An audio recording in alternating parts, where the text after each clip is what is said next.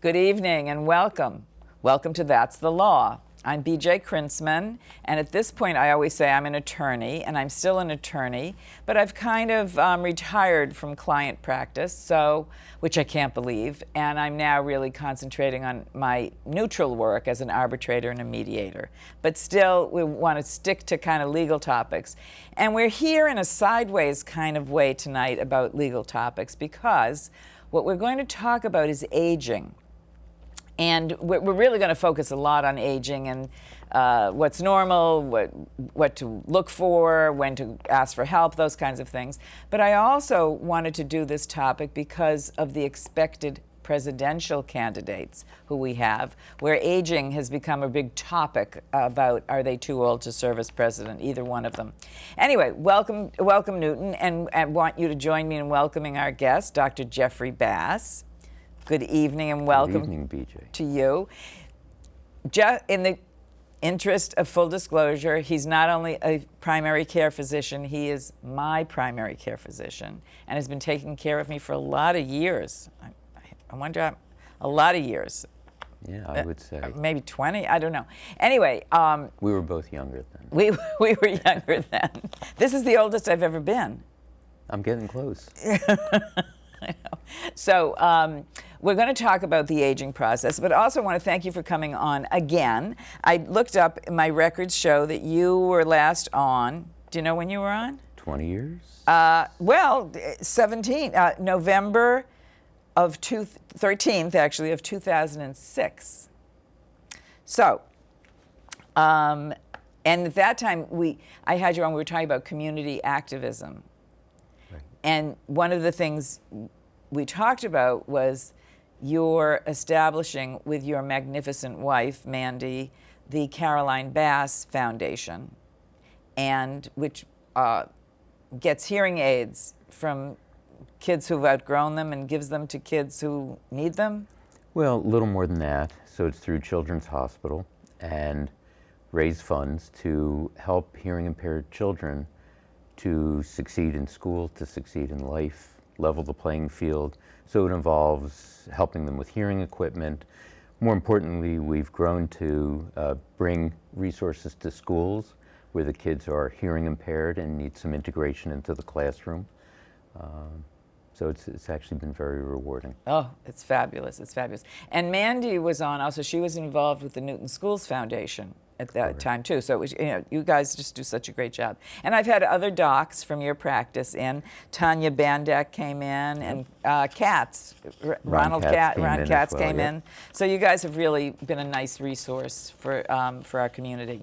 So let's talk a bit about aging, okay? And there are so many, so many parts of the body that go wrong, or that go, let's say, during the aging process. But tonight we were going to focus on the brain and the nervous system. Correct.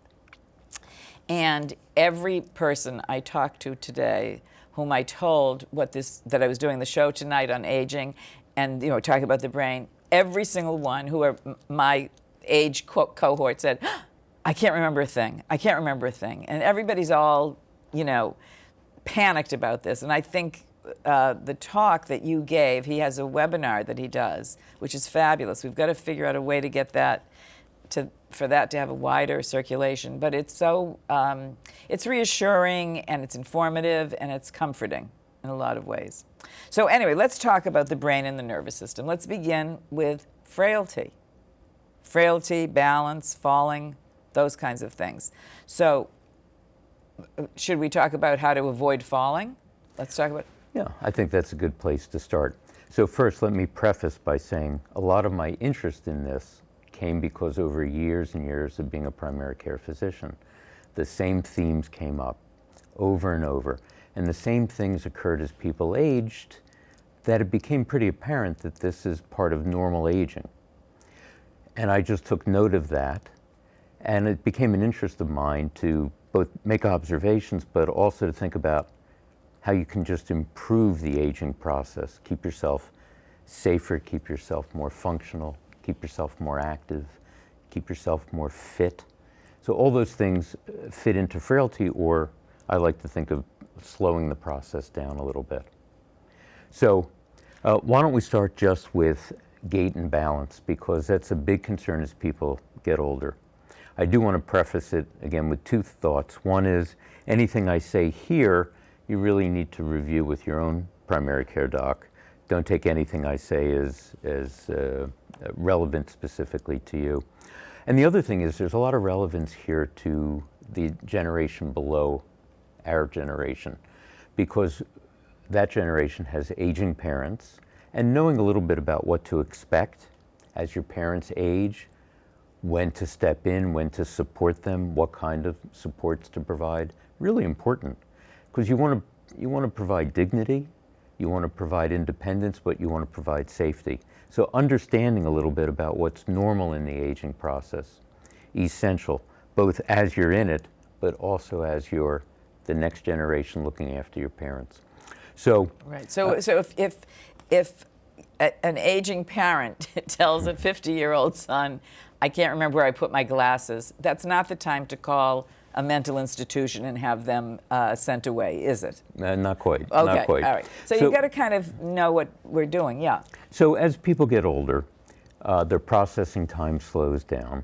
Their ability to, in a sense, multitask, and I'll explain what I mean by that in terms of aging, but their ability to multitask becomes less secure. So for instance, everybody has the experience, you go into a room, you look around and you forget why you went in the room, what you went in for, or you put your glasses down, you move to another area and then you can't find your glasses or your cell phone. Really common things happen to young people, but not very often, but happen to older people with a high degree of frequency.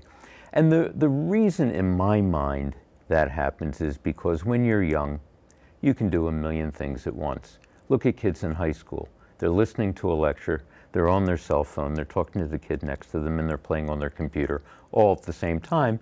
They can keep track. As you get older, I think it becomes that much harder to focus on more than one task. So staying on task at hand is really important. So the example I would give is you walk into a room to put your glasses down before you're going to do something. So you have to be in the moment. You have to be conscious of what you're doing. You have to be mindful. So you walk in, you put the glasses down, you even repeat to yourself, not out loud unless you want to, I put my glasses on the desk and now I'm off to whatever. But that reinforcement actually helps you remember things and be in the moment better. It keeps you on task. It keeps you less forgetful. So that's one thing when people say, I'm just more forgetful, forgetting names, forgetting people who you would ostensibly know pretty well, and it takes a little while for that name recall to come back. As you get older, that's really quite normal. That's not dementia, that's not cognitive decline. That's just a normal part of aging. And you know, when you're talking about multitasking, I'm thinking about, you know, it's not being on the computer and talking to your friend and doing the thing, but it could be as simple as walking and putting something down at the same time and picking something up or whatever else. And we're all used to multitasking all the time. It's how we live. Absolutely. And one of the things we want to talk about is balance, and do you have to, and walking. You were going to talk about, you didn't call it stride, I forget what you called it, your gait. And balance. And is that also something that you should just be more deliberative about and not be eating a sandwich at the same time you're walking into another room, let's say?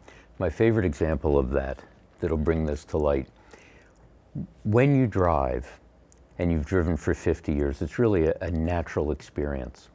People as they age can still drive fairly well. But for instance, you're driving and a snowstorm hits. So what do? You decrease some of the, even as a young person, you decrease some of the distractions around you. You turn the radio down. The person with you, you'll stop communicating with. So you'll focus on the task at hand, which is driving. Older people, when they drive, can still drive. Their reflexes are slower, which is why a lot of people as they age drive slower. The reflexes are slower, but they still have the dynamics of driving down. But less distraction is probably best. If it's easy traffic, it's not busy, and you're listening to the news, that's one thing. But if it's busier on the road, the speeds are a little faster, it's probably best turn the radio off so you cannot be distracted. You can be focused on driving. Same with walking, same with terrain that's uneven. You're walking with a friend and the terrain is uneven. You're walking through the woods, the sidewalk's uneven. You're talking and conversing. You're spending a little less time focusing on what you're doing at the moment. Those are times when you probably want to pay more attention on exactly what you're doing. So when I keep talking about mindfulness and focus, it really can help people as they age keep themselves out of a little bit of trouble. I used to walk at my health club until that health club closed. There was a track at the club, and that you didn't have to focus on it because there was nothing in the way. It was a clear track, and it's very different walking around, say, Cutler Pond, and it's uneven terrain, and there's twigs, there's sticks, there's roots of trees. Yeah. And as you get older, so balance becomes a little bit more difficult. And I'm going to demonstrate some of that in just a moment. But balance becomes a little more difficult. But more importantly, posture sometimes as you get older becomes less good. You lean forward, so your center of gravity is thrown off. So if you do catch your foot, if you do stumble, you're already leaning in that direction. You're more likely to go down. And your ability to catch yourself when you've gone off kilter is less. Your reflexes are slower. So all those things lead to a higher risk of falling. Interestingly, things like yoga, things like Tai Chi, even chair yoga, which a lot of older people will do, you can watch chair yoga programs on TV, actually help stride length, distance people can travel. Those things actually correlate with longevity, interestingly enough. Yeah. So and what's beautiful about yoga is it sort of combines physical movements with mindfulness and attention. So studies have shown Tai Chi lowers the risk of falls for seniors, and yoga actually helps people stay more upright, more functional, less frail. Yeah. I never thought of the association between posture and losing your balance. But that's so interesting because you're already halfway there, as you say. Correct. Yeah. Think about older people, they tend to be bent forward. Right. So the center of gravity is forward. So if you catch your foot, you're heading in that direction. You go down faster, which is why a lot of older people, unfortunately, when they fall, they break things. They fall, they hit their face, they break their teeth. The hand goes down, but often the wrist breaks. But more frequently, you're landing on a hip or pelvis and you're breaking a hip or a pelvis. Recoveries are slow. Now, is it helpful? I've seen trainers working with older people who they have them on a treadmill, and then they stop the treadmill randomly, and it's like an exercise to catch your balance. Is that helpful? I would only do that with someone next to you. Well, with a trainer, yeah. Yes, I would only. That's the point. Don't want to make that standard for someone to do in their own basement. Right. But if someone stops it suddenly, it depends on the speed. Again, your reflexes are slower, and your ability to control that movement and keep from falling forward is really impaired. All right. So, what are some tips for us of how to avoid falling? Because that's the big fear. Is that, frankly, death often follows falling because you break that hip or something happens. Well, 50% of people who break a hip pass away within the year. It's Right. an astounding statistic. So if you ever watch older people walk, they tend to shuffle. Yep. They barely pick their feet up. And the reason for that is walking is actually intermittent single leg standing. So if you can stand on one leg, and I'm going to demonstrate it in a minute, and stand on the other, that's basically walking in slow motion, because when you walk, a foot goes down, the other one comes up, you're on one leg. Okay. But as you get older, if the hip stabilizers, the muscles that hold you up, are weak, or your balance is off for a variety of reasons, you don't want to pick your feet up very far, because then you're really on one leg. So there's some exercises you can do to practice both single leg standing and to strengthen your hip stabilizers. So Can I convince you to show us? I'm going to show you, and hopefully I stay upright. All right. So I'd like people to do this exercise in the corner of a room, because if you're standing on one leg and you fall backwards, you'll fall against the corner of the room. You won't fall. And if you fall forwards, it's easier to put your foot down. So if you just practice lifting the leg a little bit, a few seconds at a time. If that's too hard for you, do it next to a counter where you can actually use that to balance and put less and less weight on as you get stronger. The key when you do that is to use the muscles of the hip to actually lock you in and hold you, because they're the ones that allow you to stay balanced. Otherwise, you're going to want to shuffle because you're not going to want to put your feet up. It's too unstable for you to be on one leg.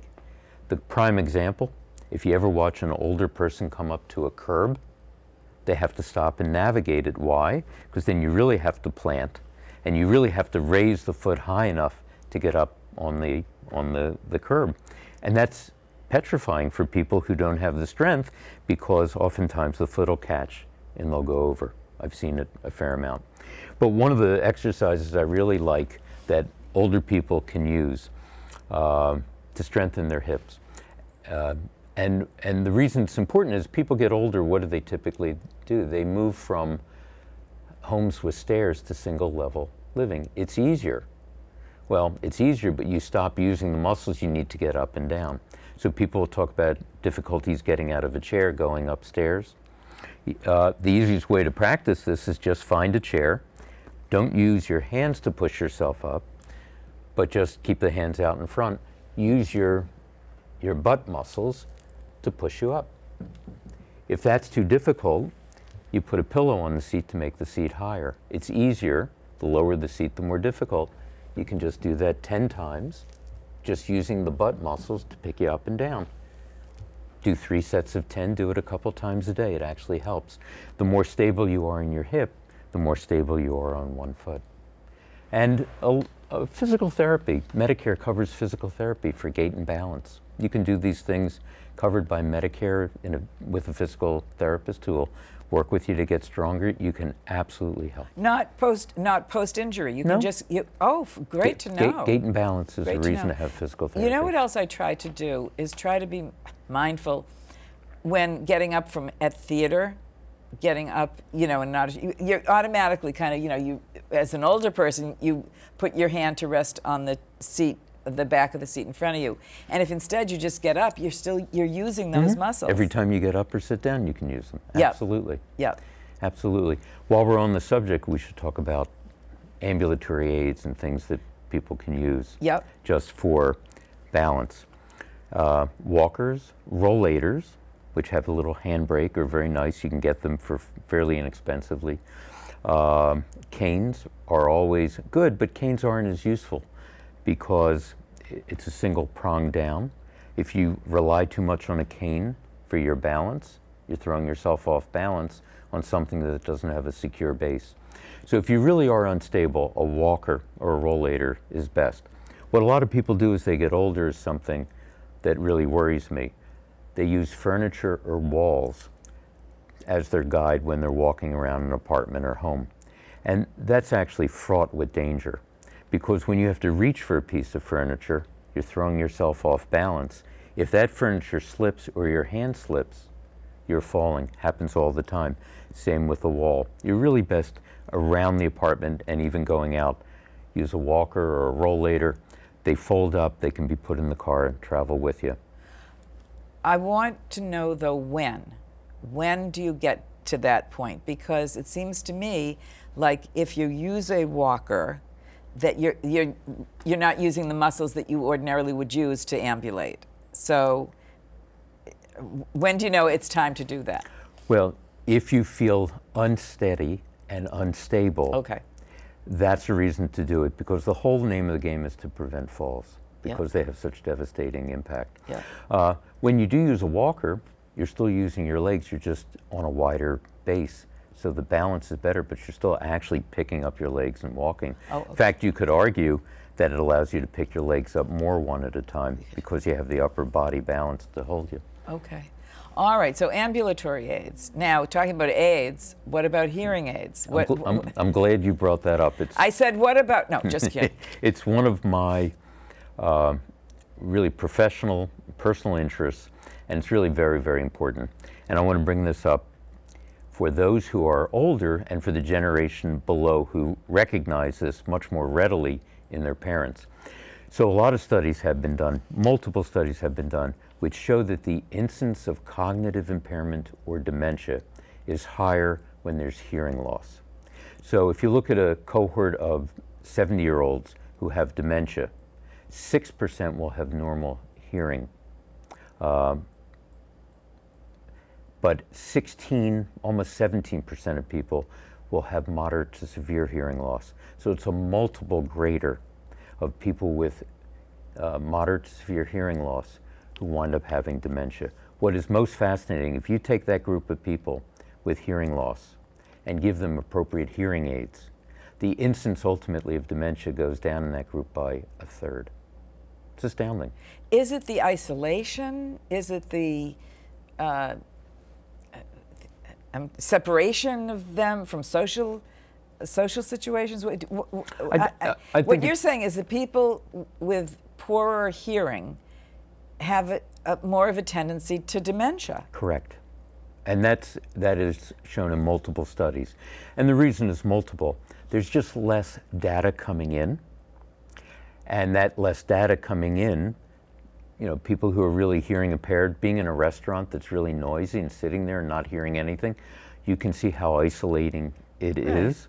And social isolation itself actually correlates with the risk for dementia and cognitive impairment. Right. Wow. Okay. What are the safety things around the house? Area rugs. You want to talk about having a new puppy that has toys, and I keep tripping on the puppy, by the way. There are other risks around your house. Absolutely. Area rugs are a big reason there's an issue because there's a lip on them you can catch. They can slide. You have to make sure all your rugs have a non-stick pad below it. Cords, cables, things that run across the floor. Just be smart about what's in the home. And again, sometimes someone coming in, a family member, younger family member, you can come in and say, just look around and just tell me, I'm so used to being here for 20 years, I'm not recognizing some of the dangers, but children can. Now, it's been said that older people get up more at night, during the night, when it is usually dark. So here's an experiment everybody should do with somebody next to them. And that's to stand, if I can demonstrate again, and that's just to stand, hold your balance. And this is a way of demonstrating the relevance of vision to balance. But if you can stand, eyes open, keep your balance, then just close your eyes and keep your balance. You'll feel a little wobbly, but you shouldn't be really thrown off. But if you notice that when you stand up and close your eyes, your balance is really frightening to you or unsteady and uncomfortable, that's the same thing as being in a room dark at night to get up to go to the bathroom. Same idea. So balance is a combination of multiple things, not the least of which is vision. So when you take that away at night in a dark room, balance can become an issue, and night light in the bathroom is helpful. Helpful, right. And what about medications, blood pressure medications, loss in blood pressure, things like that? Yeah, they play a role. When we treat blood pressure, doctors are in the habit of just checking blood pressure, typically with someone seated on the exam table. But in people who are prone to lightheaded, complain of being lightheaded, feeling off balance, it's important to check the pressure both seated and then again standing. Because as you get older, it's not unusual for the blood pressure to drop 10, 20, 30 points. That is magnified by a lot of blood pressure medications that people are on. Right. Okay. You hit on driving before, and we were talking about multitasking, but how do you deal with family members? How do you know when it's time? Are you the one to know when it's time, or do you have to rely on your kids to tell you, or how does that work? One of the most scary aspects of aging, and actually one of the hardest for many people, that loss of independence, being able to go to the store, do things you need to do. But if you think about the risks associated with driving without proper ability, and the risks of that, harm to others, harm to yourself. So I really like people as they age to start discussions early with the family before they become impaired. Things that family members should look out for. understanding that if family brings up to you, you know what, I don't think you're handling things well. It really has to be an open dialogue, because what you don't want to do is make it adversarial.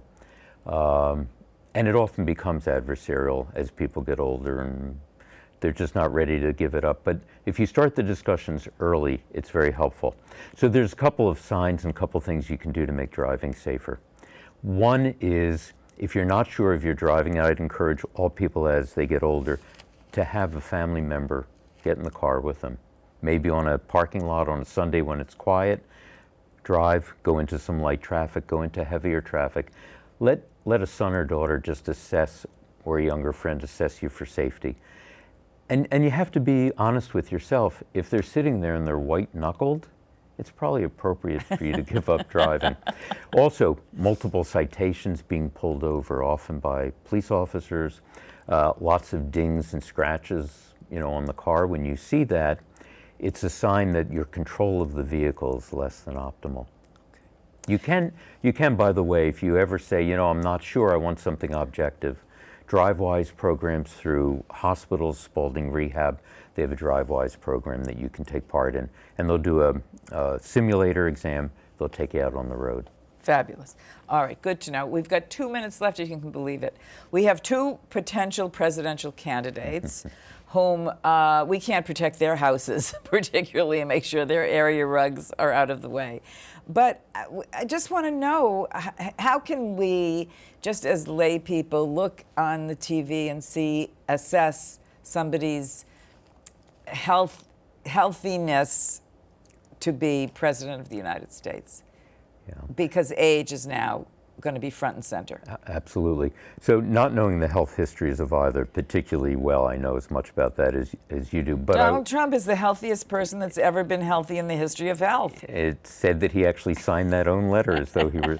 But that said, a lot of times people correlate a sense of vitality, a sense of mobility with cognitive skill and ability. And that's not always the case. There are plenty of people with muscular skeletal injuries that have all their cognitive functions. So as people age, the ability to integrate information quickly, the ability to move quickly from thought to thought may be slower, but as people age, without a doubt, judgment becomes better, experience plays a larger role in their ability to formulate and process complex problems. That's something you can't do at age 20 or 30. You do it much better in your 60s and 70s. Right. Fabulous. Thank you so much for being here. We're actually out of time, but you did a great job. And would you come back and we'll talk about other parts of the aging process? I'd love to. Okay. Thanks so much. Thank you for being with us, and we'll see you next time on That's the Law. Good night.